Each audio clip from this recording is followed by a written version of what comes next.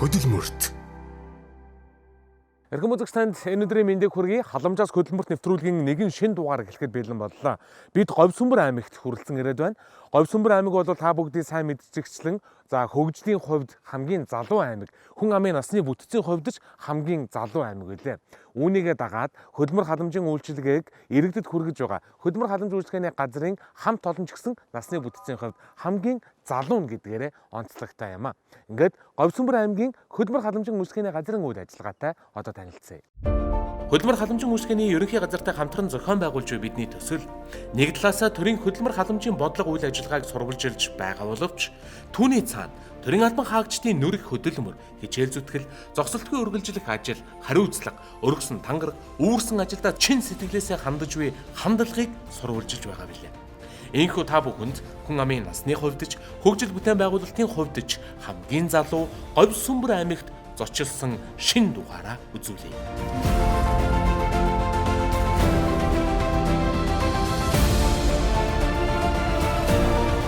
Говьсүмбэр аймаг нь Монгол улсын төвийн бүсийн зүүн өмнөд хэсэгт Улаанбаатар хотоос зүүн өмнө зүгт 250 км-ийн зайд оршиж байна. 5,500 км хавтгай дөрвөлжин нутаг дэвсгэртэй хамгийн жижиг аймаг юм. Говьсүмбэр аймгийн хүн амын тоо 2020 оны тооллогоор 17,928 байна. 2010 оноос 2020 оны хоорондох 10 жилийн хугацаанд 4689 хүнээр буюу 35.4%-аар өссөн үзүүлэлттэй байна. Хүн амын 9027 буюу 50.4% нь эрэгтэйчүүд, 8901 буюу 49.6% нь эмэгтэйчүүд байна. Говьсүмбэр аймгийн хүн ам нь насны хувьд улстай хамгийн залуу бөгөөд тэгээс 14 насны хүүхэд 6072 буюу 33.9%, 15-аас 64 насны хүн ам 11203 буюу 62.5%, 65 буюу түүнээс дээш насны хүн ам 653 буюу 3.6%-ийг тус эзлэж байна. Улсын баг хурлын 1991 оны 6 дугаар сарын 21-ний өдрийн 46 дугаар тогтоолоор Дорноговь аймгийн Сүмбэр, Шивээговь хороо, Улаанбаатар хотын Баян тал хороог нэгтгэн улсын зэрэглэлтэй Чойр хотыг байгуулжээ. Улсын хурлын 1994 оны 5 дугаар сарын 6-ны өдрийн 32 дугаар тогтоол гарч Чойр хотын хэлэнцэсээр Говьсүмбэр аймгийг байгуулсан түүхтэй.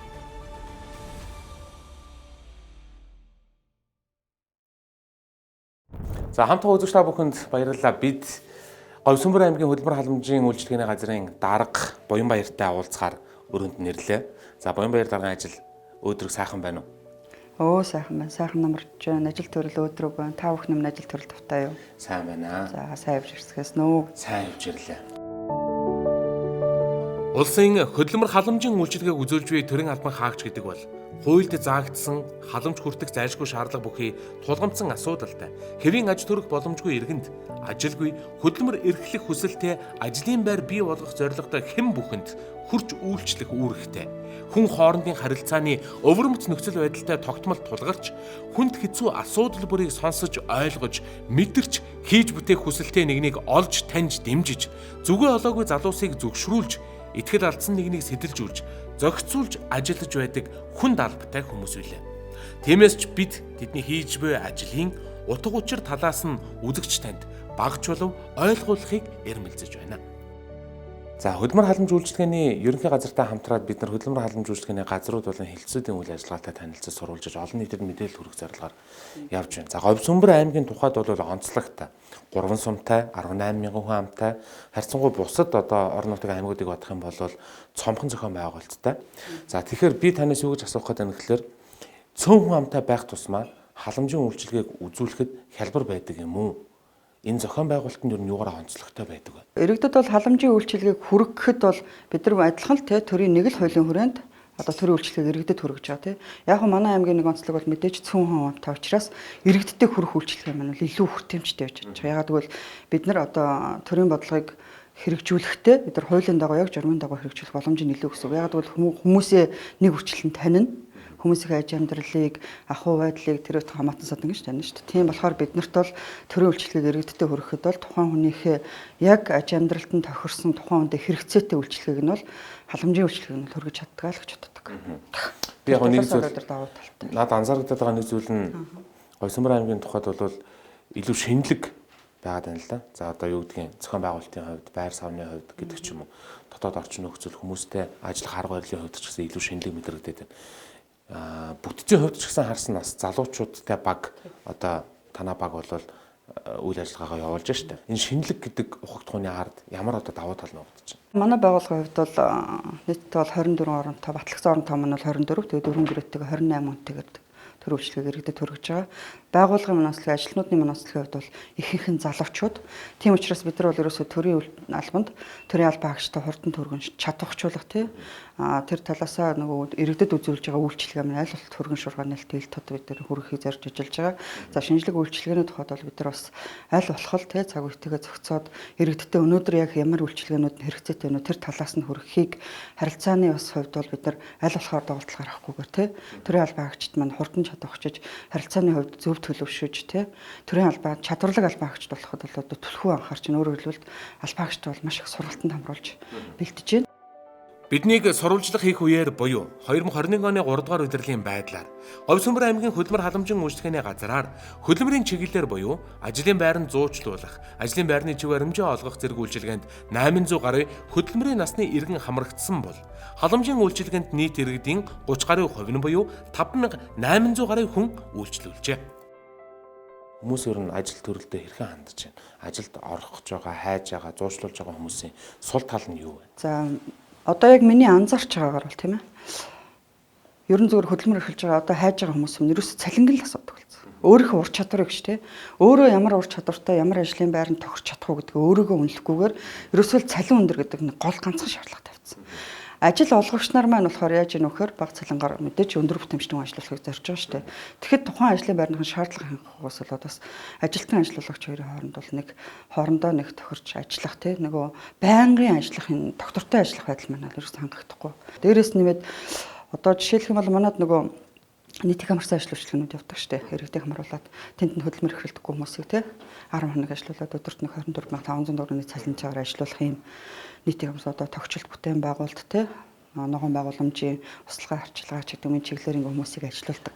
Тэгэхэд одоо манай дээр бол зүгээр яг тэр чиглэлээр ажиллах нь зарлаад бол цөөхөн биш. Тэгээ бид нар болохоор одоо нөгөө хөдөлмөр хүнсний эрхийн бичгийн үйлчлэгэнд хамрагдагч гэдэг юм уу тиймэрхүү нөгөө манай дээр одоо зорилттой бүлгийн иргэдээсээ түлхүү бас орлогыг нэмэгдүүлэх чиглэлээр тэр нийтийн хамарсан ажлуудад хамруулъя гэдэг ингээд ер нь бол зорилттой бол тэр хүмүүсээ илүү түлхүү шаардаад одоо энд ажиллах хэрэгтэй та бүхэн ингэж ажиллавал болно гэх ийм нэг мэдээлэл сургалтуудыг өгөөд хамруулад аль болох өрхөх нь орлогыг нэмэгдүүлэх тэр хүмүүсийг амьдралынхын төвшингөөс дэвшлүүлчих амьдралынхын чанарыг дэвшлүүлчих чиглэлээр л зориул ажиллаж байгаа. Тэр зөв би нэг зүйлийг тодруулахад хүмүүс шууд цалин асууж ийн л гэж юм. Гэхдээ энэ бол амьдралын шаардлага. Ер нь бол эдийн засаг гэдэг бол амьдралын чанартай шууд холбоотой учраас гэхдээ ажил олгогчид өөрсдөө хэтэрхий бага цалин бас санал болгодсон биш үстэй. Энэ дэр ямар нэгэн тийм шалгалт үнэлгээ тогтоодог мэргэжлийн тийм арга зүй байх уу? Байлгүй яах вэ? Манай дээр чинь нэг хөдөлмөр эрхлэлтийн аймгийн зөвлөлүүд ажиллаж байгаа шүү дээ бүх аймагт тий. Тэгэхээр энэ хөдөлмөр эрхлэлтийн аймгийн зөвлөл манай байгууллага, манай хөдөлмөр эрхлэлтийн хэлтэс болон мэргэжлийн хэлтийн газрын хөдөлмөрийн хэлтийн улсын байцаагч нар хамтраад одоо аж ахуй нэгж байгууллагуудын тий хөдөлмөрийн хөлсний олголт дээр яншилгалт хийгддэг. Тэгээд тэрийг хянаад яваад шаардлага зөвлөгөөнүүд өгөөд улсын байцаагчийн шаардлагуудаа өгөөд хэрэгжилтийг хангаад хянаа явуулдаг. Монгол орны өнцөг болон бүрт яригдж байгаа нэг л сэдв болвол ажлын байр байна.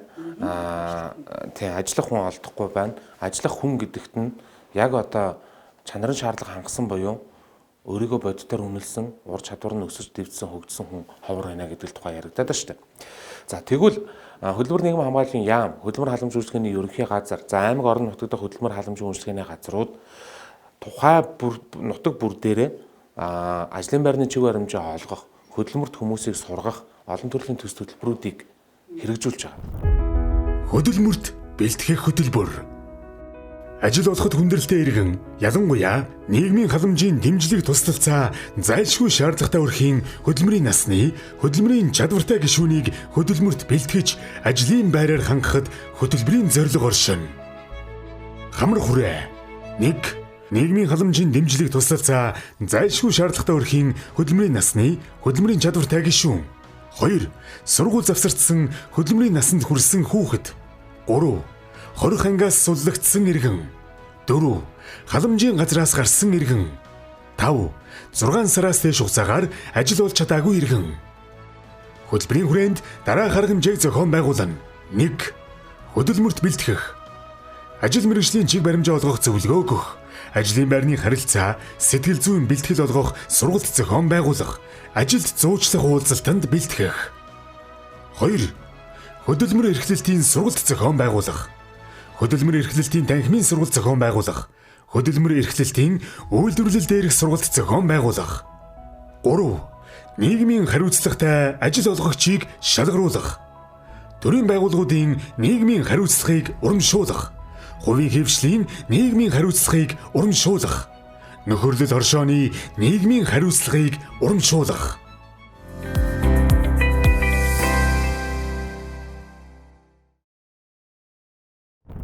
За манай дээр бол бас л адилхан тий 5 хөтөлбөр нэг арга хэмжээ нь бол амжилттай хэрэгжээл явж байна. Бид нар бас хууль журмынхаа өрөөнд нийцүүлээд бүх ажил хэсгүүдэд байгуулад энэ ажил хэсгээ байгуулахдаа бол аймаг сумын тамга газруудын төлөөлөл, ажил олгогч эзэдийн төлөөлөл тий бүгдийг л оролцуулаад төрийн бас байгууллагуудаа төлөөллүүдийг бас оролцуулаад ингээд ажил хэсгээ байгуулад орон нутгийн хэмжээнд бүх зарыг холбогдох хүмүүст нь хүргээд аймгийн орон нутгийн телевиз болон сонин тий одоо фэйсбુક орчин сошиал орчноор дамжуулаад бүх хүмүүнтэй хүргээл тэгээд төсөл хөтөлбөрүүдэд бас тодорхой нэлээд бол 50 гэдэг маань хугацааг нь тэг зарлж байгаа. Тэгээ хүмүүс төсөл хөтөлбөрүүд аваад яг журмынхан дагуу ингээд бүгдийг шалгаруулад ажиллаж байгаа. За манай дээр бол энэ жилийн тухайд бол одоо цар тахлын үед хөтөлбөр эрхлэгчд үйл ажиллагааг сэргээх хөтөлбөр аж ахуйн эрхлэгчд үйл ажиллагааг сэргээх хөтөлбөрт маань бол одоогоор энэ жилийн тухайд хэрэгжсэн шүү дээ тэр маань. Тэгэхээр одоогоор нэг 14 төсөлт бол нэг 70 сая төгрөгийг болгож одоо залуучуудын хөдөлмөр эрхлэлтийг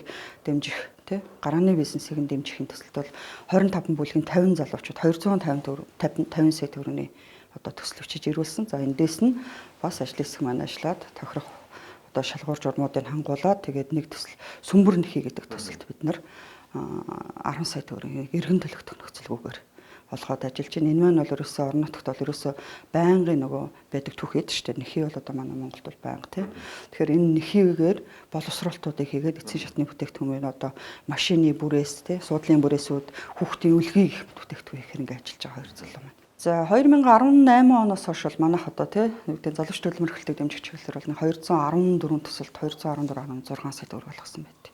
Тэгээ ер нь зээлийн эргэн төлөлтийн тухайд бол одоо манайхаар яг өнөөдрийн байдлаар 73%-тай.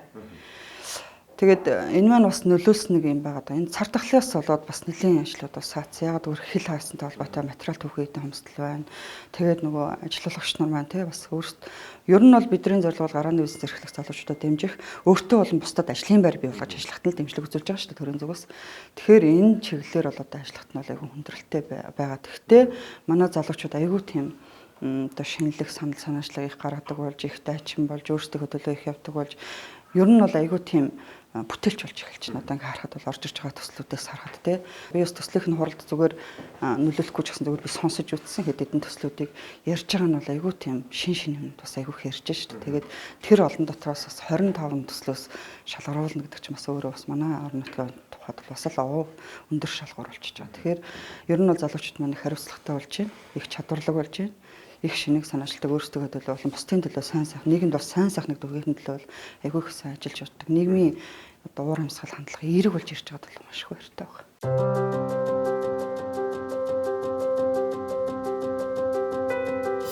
За хөдөлмөрийн эрхлэлтийг дэмжих ажлын байрыг нэмэгдүүлэх чиглэлээр үндэсний хэмжээнд хэрэгждэг нэгэн төсөл бол залуучуудын хөдөлмөр эрхлэл гарааны бизнесийг дэмжих хөтөлбөр юм. За энэ хөтөлбөрт бол 10 хүртэлх сая төгрөгийг дэмжлэг болгон олгодог. Иргэд хамтраад бүлэг болоод бүлгээрээ төслөө бичээд тэр төсөл нь стандартын дагуу бичигдсэн эсхийг мэргэжлийн хүмүүс нь хянаад за тэгээд тооцоолоод дүгнэлтээ гаргаад шаардлага хангасан хүмүүсийн төсөл дээр мөнгөн дэмжлэгийг олгож тэр хүмүүсийг ажлын байраа хөгжүүлэх цаашид энэ бизнесээ бас авч явахт нь дэмжлэг болдог ийм утгуудтай төсөл. За яг одоо миний ард бол Говьсүмбэр аймгийн Шивээ говь сумынд байрлалтай Боржгон гоёл компани үүдэн дээр хурж ирээд байна. Энэ компани за Говьсүмбэр аймгийн хөдөлмөр халамж үйлчлэгээний газрын тэр залуучуудын хөдөлмөр эрхлэл гарааны бизнесийг дэмжих санхүүжилтийг авснаар өнөөдөр ингээд бизнес нь үр дүнд хүрч ажлын байр бий болсон байгааг үзэгч та бүхэн харж байна. Улсын хэмжээний томоохон нүүрсний уурхай болох Шивээ овоогийн нүүрсний уурхайг түшгэлсэн Шивээ говь суманд хөдөлмөрч бүсгүй Билэг баяр аж төрдөг. Шүлэг өчиж урлагт үйл урлаж хөдөлмөрч шамдах тэрээр өнөө цагийн олон залуу бүсгүйчүүдтэй ижил амьдралаа 3 хүүхдийн ирээдүйдээ хамт нуруу дээрээ үрэх үүр хүлээсэн ч ажрахгүй, алзахгүй, хөдөлмөрч дайчин бүсгүй бөгөөд нийгэмд ч оролцоотой нэр хүнд хүрээлэлтэй нэгэн билээ. Аймгийн хаан хөдөлмөр халамжийн үйлчлэгээний газартай идэвхтэй хамтран ажиллаж, залуусын хөдөлмөр эрхлэлтийг дэмжих төсөлд өөрийн бүлгээ ахлан төсөл бичин уралдаанд оролцож, 10 сая төгрөгийн дэмжлэгд хамрагдаж, өөрийн бизнесийг эхлүүлж, өрөөлийг ажлын байраар хангаж яваад түүний ажил хэрэгтээ танилцсан бяцхан сурвалжилгаа үзүүлье. За одоо яг ямар бизнес эрхэлж гэн, ямар үйл ажиллагаа үзүүлж гэн, таны ажил хэр урагштай явагдаж байна? За манайха одоогоор болохоор яг одоо нөгөө бэлэн худалдааныхаа бүтээгдэхүүн дээрээ гол төлөвөө ажиллаад анхаарч байна. Өмнө нь болохоор манай хурлаг үйлчлэгээ тиймэрхүү хувцсыг хийдэг гэсэн. Одоогоор нөгөө цар тахал юм уу одоо үйл ажиллагаа зогссонтой холбоотойгоор өөрсдийнхөө бүтээгдэхүүнийг үйлдвэрлэх дотооддоо тийм дотооддоо үйлдвэрсэн бүтээгдэхүүнийг бэлэн зах зээлд худалдаанд гаргахаар тэн дээрээ төвлөрч ажиллаж байна. Хэдэн үнэ бүрэлдэхүүнтэй ажиллаж байна? Манайх одоо нийт нэг 10 ажлын байраар хангаа ажилладаг. Залуучуудын хөдөлмөр эрхлэл гарааны бизнесийг дэмжих үндэсний хэмжээний хөтөлбөр байдаг гэдгийг хаанаас яаж мэдэв? Тэгээд төслөө бичих санааг бас хэн гаргав? Энэ төсөлд юу нь яаж оролцоод ийм үр дүнд хүрдэг юм бэ? Энэ тухайс нэг мэдэхгүй байгаа хүмүүстээ хэлж өгнө. Би өмнө нь болохоор бас яг ингээд зөндөө олон төсөл ингээд хамрагдах гад. Гэхдээ нөгөө ямар ч өөрөө нэг алхам хийж байгаагүй. Одоо за төсөл худлаа байх ч юм уу тэр арын алгатай байдаг бах. Нөгөө өөрөө ямар нэгэн залуу хүмүүртлээ ингээд нэг юм төөрөгдсөн бодолтой байгаад байдаг гэсэн. Энийг болохоор би анхаа шивээ говь сумдаа ирээд халамжийн мэрэгчлэтнээс энэхүү мэдээлэл аваад тэгээд ийм яг нөгөө төсөлч гэж одоо яг тухайн үед бол мэдээгүй ингээ бизнес төлөвлөгөөтэй яваад байсан. Төслөө яаж бичих, хэрхэн бичих, хэрхэн бизнес төлөвлөгөөгөө цааш нь хэрэгжүүлэх тийм нөгөө сургалт явуулсан. Тэр сургалтын дагуу бид нар төлөвлөгөөгөө бичээд төслөө бичээд тухайн үед нь яг тэрийг нөгөө газар дээр нь оноогоогоо шалгаруулад би тэрийг бол маш шударга явсан гэж боддог. Манайх нэгдүгээр харинд нь орж яг оноогоороо таньцээд 10 сая төгрөгийн нөгөө залуучуудын хөдөлмөрийн эрхлэлтийг дэмжих сан гэж байсан. Тэрүүнд нь ингээд шалгараад тэгээд тэр түүнээс хойш миний одоо тэр төсөөллөөрөө тэгж одоо залуучуудаа хэлэхэд тийм төсөөллөөр өөрсдөө бодлоор хааж тийм өөрсдийнхөө боломжийг ингэж тийм байхгүй байх одоо тэгэх юм бол одоо нэг улс төр буруутай тийм буруутай гэж хаацалж байхгүй тийм болохгүй байх гэсэн нэг тиймэрхүү айдас ч юм уу тийм эргэлзээтэй битгий байгаараа оролдоод үзээрэй. Үнэхээр одоо яг ингээ хүн алхам хийснээрээ тэрийг ингэж олж хард юм а гэдгийг л яг нөгөө одоо 19 онд ингээд төсөлд хамрагдаад нөгөө хамтдаа бүлэг байгуулад нөгөө төсөлд хамрагдчихсан хүмүүсийн маань ингээд хүмүүс маань энэ ч ингэ байгаа. Мэдээж 10 сая төгрөгөөр бол энэ бүгдийг босгож ирэхэд бол хэцүү. Гэхдээ тэр 10 сая төгрөг байгаагүй бол энэ бүгд бас босч ирэх боломжгүй байсан байна. Бас тийм шүү. Мэдээж бол энэ болохоор бас бидний нөгөө ууггүй ингээ хичээ зүтгэлээд одоо өнөөдрийнхөө олж байгаагаас хөрөнгөлээд ингээ жижиг зэжгээр ахиусныхаа үр дүнд шууд 10 сая төгрөг авчиад ингээ бүх юм ингээ болчихно. Гэхдээ л бас бодтой хувь нэмэр мэдээж болж байгаа. Тэрнээс хойш ингээ мэдээж өргөжж тэлээд ингээ 1-2-оор нь нэмэж авахаар одоогийн ингээ нөхцөл байдал маань иймэрхүү тань төхөөрөмж маань. За одоо яг ямар чиглэлийн бүтээгдэхүүн илүүтэй их гарч байна. Захиалагчид хэр тогтвортой байна? Яг одоогийн байдлаар бол захиалга ерөнхийдөө их жоохон тогтворгүй байгаа. Манай хот дээр одоо шивээ аваагийнхаа уул уурхайн ажлын хувцс, ажлын нормыг одоо удирдлын чанартай хийж нийлүүлдэг байгаа. За, Боржонгой ил компани цаашдын зорилго ер нь хэр том цар хүрээтэй үйл ажиллагаа явуулна гэж төлөвлөж байна. Манайх болохоор хэрэглэгч биш үйлдвэрлэгч бай гэсэн уриатаагаар үйл ажиллагаа ер нь бол явуулж байгаа. Цаашдаа болохоор би яг одоогоор бол ингээд 10 хүнтэй байгаа. Цаашдаа 31 ажлын байраар хангаах. Мөн тэгээд цаашлаад 31 ажлын байраар хангаад цаашдаа мөн сургалтуудаараа зөндөө олон хүмүүс бас сургалтанд хамруулад тэгээд өшөө илүү олон хүмүүс ажлын байртаа болоосай өөрсдөө гэсэн орлоготой болоосай сураасаа мэдээсэй гэсэн хүсэлтэйгээр зорилготойгоор явж байна да. За одоо үзэгч та бүхэн энэ ч харж байгаа хөдөлмөр нийгэм хамгааллын яам хөдөлмөр халамжийн үйлчлэгээний ерөнхий газар Говьсөнбөр аймгийн хөдөлмөр халамжийн үйлчлэгээний газар хөгжлийн шийдэл төрийн бус байгууллага. За энэ дөрвөн байгууллага бол хамтраад залуучуудын хөдөлмөр эрхлэл гарааны бизнесийг дэмжих хөтөлбөрийг зарласан байгаа. За шилдэг бизнес санаанд 10 сая төгрөг хүртэлх мөнгөний дэмжлэгийг үзүүлсэн. За тэгэхээр бэлэг баярын маань баг бол хамтдаа гэдэг нэрээр энэ уралдаанд оролцоод төссөн шалгарсан гэсэн үг. Тэгэхээр би энэгээр юу гэж хэлэх гээд байна гэхээр үзэгч танд ч гэсэн хэрвээ бизнес санаа байгаа болвол төрийн дэмжлэгийг ингээд шудраг байдлаар хүртэх боломжтой. Энэ бол ямар нэгэн ашиг хонжоо харсан дэмжлэг туслалцаа гэхээсээ илүүтэйгээр иргэдийн ажил хийх хөдөлмөрлөх тэр сэтлийг төр дэмжиж улам цаашаа амжилттай байж олон иргэдийг ажлын байраар хангаж үйлдвэрлэгч бүтээгч болоосоо гэж л одоо дэмжиж байгаа юм дэмжлэг гэж та бүхэн ойлгох хэрэгтэй. За бэлэг баярын ажилд өндөр амжилтыг хүсээ ямар ч байсан хөдөлмөрийг дэмжих бодлогоноос иргэндээ хүрээд ажлын байр нь бий болсон байгааг харахад үнэхээр тата сайхан байна. За маш их баярлалаа. Тэгээд ерөнхийдөө залуучуудаа тэгээд хийгээд үзээрэй, оролдоод үзээрэй, болохгүй юм байхгүй. Болохгүй зүйлээс хүртэл боломжийг харж сураарай л гэж хэлмээр байна да. За та бүхэн баярлалаа.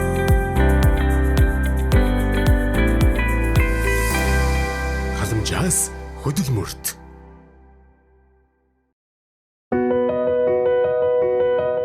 Нийгмийн халамжийн тухай хуулийн 22-ийн 1-1-д заагдсан хүнсний хангамж зайлшгүй шаардлагатай өрхийн гишүүн иргэнд хүнс тэжээлийн дэмжлэг үзүүлэх зорилгоор хүнсний бүтээгдэхүүн худалдан авах эрхийн бичиг олгох санхүүжилт хийх өргөдөл гомдлыг хүлээн авч шийдвэрлэх ажлыг журмын дагуу зохицуулж байна. Хүнсний эрхийн бичигт 2021 онд 33.6 тэрбум төгрөг төсөвлөж 41.7 мянган өрхийн 226.2 мянган иргэнд олгогдож байна. Одоо яг нийгмийн халуун сэдв болоод байгаа хүнсний эрхийн бичгийн тухай асуудал. За мэдээж яг Говьсонбор аймаг хүн ам зүйтэй учраас квотын хувьд хүнсний эрхийн бичиг бага л байдаг байх. Гэхдээ коэффициентийн хувьд ямар байдалтай байна? За манайх бол 2021 оны 1-р сард бол нийтдээ 131 өрхийн 673 иргэн хүнсний эрхийн бичгийн үйлчилгээ авдаг гэсэн. За энэнээс бол бидний бодсон зорилго юу вэ гэхээр аль болохоор энэ хүнсний эрхийн бичгийн үйлчилгээ хамрагдаж байгаа тий хөдөлмөрийн насны ажил эрхэлдэггүй хүмүүсийн ажлын байртай болгоход анхаарыг. Энэ чиглэлээр бүгдээрээ одоо төсөл хөтөлбөрт хамруулъя гэдэг энэ зорилго тавиад бүгдээрээ ажилласан. Одоо энэ чиглэлээр хүнсний эрхийн бичгийн үйлчилгээнд хамрагддаг нэг 114 хөдөлмөрийн насны ажилгүй иргэн байснаас 91-ийг нь байнгын болон төр ажлын байранд хамруулад 3 залууг бол одоо төсөл хөтөлбөрт хамруулснаар ингээд амьдралын чанартаас өөрчлөлт орж байна тийм үү. Тэгэхээр ингэж ажилласныхаа үр дүнд бол одоогоор яг өнөөдрийн байдлаар 100 өрхийн 547% хүн эрх хүнсний эрхийн бичгийн үйлчилгээнд хүртэж байна. Энэ нь болохоор одоо оны эхэнд байсан үзүүлэлтээс бол 23%-аар буурсан үзүүлэлттэй харагдаж байна. Тэгэхээр хүнсний эрхийн бичиг гэдэг энэ үйлчилгээ төрийн халамжийн нэг хэлбэр мөн боловч за юу гэдэг үнэхээр одоо энэ дэмжлэггүйгээр бас амьдрахад хэцүү хүмүүсийг л онилж сонгож байгаа. Гэхдээ тэр хүмүүс халамжийн одоо байгууллагууд тодорхой сургалт дэмжлэгийг явуулахад тэр хүнд хэцүү байдлаасаа гарах бас боломжтой байна гэсэн үг. Амжиргаан дээшлэх боломжтой байна гэсэн үг. Тэгэхээр баг зэргийн дэмжлэг тэр хүмүүст хэрэгтэй байна. Бидний анхаарал. Тийм, анхаарал халамж хэрэгтэй байна гэсэн үг шүү дээ. Олон нийт тэд хоёулаа нэг зөв ойлголт өгье л да. Энэ бол сард 16 мянган төгрөгийн хүнс шүү дээ. Хавтгай халамж өглөө ядуусыг тэжээх шаардлага байна уу гэдэг ч юм уу. Өөрсдийнхөө төлөө хичээхгүй байгаа хүмүүсийг татврын мөнгөөр тэжээлээ энэ төр гэл. Энд дэр ямар бодолтой байдгүй та? За яг мэдээж хүний амьдрал янз бүр тийм үү. Бид өнөөдөр нэг жоохон өргөөдөхөд амьдралаа бодож боломжтой хүмүүс бас байна. Тэднийг нь бид нар аль болохоор хүнсний эрхийн бичиг үйлчилгээнд хамруулахгүйгээр тохирох ажил хөдөлмөртөл нь зуршлах, тий ажлын байртай болгох, тэгээ сургалтад хамруулах, хандлагыг нь өөрчлөх энэ чиглэлээр бол бид нар ажиллаж байгаа түлхүүд. Яг үнэхээр өнөөдөр амьдралын төвшин хүнд ажиллах боломжгүй өнөөдөр хүүхдийнхээ өдрийн хоолыг яа гэж байгаа иргэд бол байна шүү дээ. Тэгэхээр бид нар тэрэнд бол төр бол бид нар тэрийг одоо мэдээж та бол одоо ингээл энтэйгээл хувь тавилантайгаа илрээд бай гэж хэдрэх зэч хэлэх хэрэггүй. Бид өнөөдөр нэг иргэн бүрийн төлөө ажиллах хэрэгтэй. Бидний үүрэг төр яг төрийн албан хаагчид бидний үүрэг байхгүй. Тэгэхээр бид нар бол ерөөсөө айл болохоор хүнсний эрхийн бичгийн үйлчилгээг оновчтой хүргэх л ерөөсөө орон нутагт бид нар ерөөсөө одоо юу гэдэг хөрсөн дээрээ газар дээрээ орон нутагтаа хүний таниад ажиллаж байгаа бидний хувьд бол ерөөсөө тэр үйлчилгээнүүдийг оновчтой л хүргэх. Яг хүнд нь л тухайн хүн тохирох үйлчилгээг л өрнө. Тэрнээс бид нар хүссэн болгон төрийн халамжийн үйлчилгээг үзүүлэх нь өөрөө бас буруу шүү дээ тийм ээ. Тэгэхээр бид нар тэгэх хэрэггүй. Тэгэхээр бид нар бол төрийн мөнгийг төрийн иргэдэнд нь яг оновчтойгоор хүргэх. Бидний л өөрөө зорилго. Тэр үргээл бид нар айлуулах чадвартай хичээгээл явж байгаа.